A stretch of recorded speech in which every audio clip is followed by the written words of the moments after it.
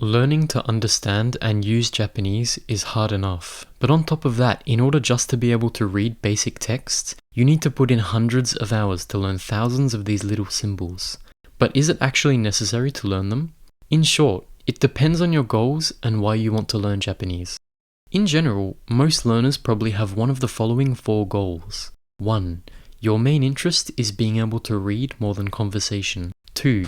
You have an equal interest in both being able to read and conversation. 3. You care more about being able to listen and speak, but you'd like to be able to read too. Or 4. You don't care about being able to read, only speaking and listening.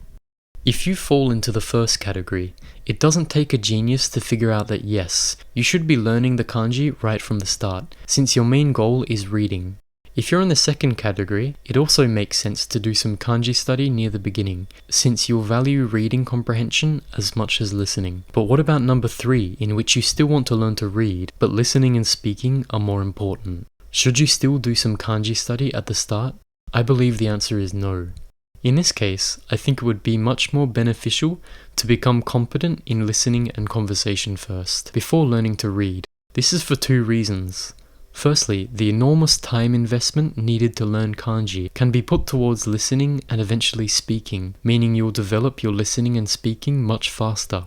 And secondly, when you do actually decide to learn to read, it will make the process so much smoother, since you're learning the kanji with words you already know, instead of having to learn the definition, kanji, and reading of the kanji all at once. Many people argue that reading is helpful for getting better quickly because it develops your vocabulary quickly. And this is definitely true, but if your primary goal is listening and speaking, I still don't think it's necessarily that helpful. For a start, written texts are often quite different from real speech. There's a good deal of vocabulary and grammar used in writing that simply isn't used in daily conversation. Not only that, but writing is far more structured, organized, and precise than speech. Not to mention that reading input gives you nothing about the intonation, flow, and accent of words. These are some of the reasons I don't believe reading at the start is very helpful if your main goal is conversation. When I learnt Japanese, because I put a heavy focus on reading at first, I thought reading ability would naturally lead to listening ability. But what I realized was that there were so many words I could understand while reading. But if I heard the same words spoken, even if I could identify the sounds clearly, I still didn't understand it when hearing it. This is because when you read, you generally link the meaning with the physical image of the word more than the sound. This is why you can understand text when the letters are rearranged in the wrong order. You're not recognizing the word by its sounds, but rather the way it generally looks when it's written. I'd imagine this would be even more true for words that use actual pictures like kanji.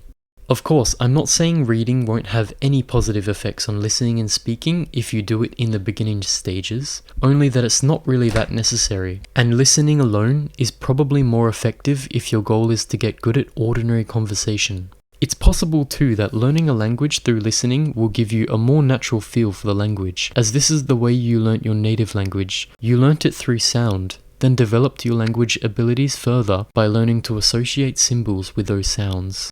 So what if you only care about conversation and have no interest in reading? The simple answer is no, you don't need to learn them. I've seen and known people perfectly fluent in Japanese conversation who can't read kanji. You can still learn to understand and speak Japanese without being literate and will not face much trouble with daily conversation. The majority of ordinary people throughout history have gotten by fine without even knowing how to read in their native language, let alone a foreign one. However, if you want to get to an advanced level and you want to have deep conversations about complex topics, learning to read eventually is a must. There are also plenty of other drawbacks of not being able to read, like the difficulty of messaging friends made in the target language, and so on. If you ever plan to live in Japan too, not being able to read will make things much more difficult. In the end, whether you need to learn kanji or not is a personal choice based on your goals and what you want to use the language for. I hope this video could provide some insight to help with that choice. Thank you for watching, and please like and subscribe for more language learning related videos.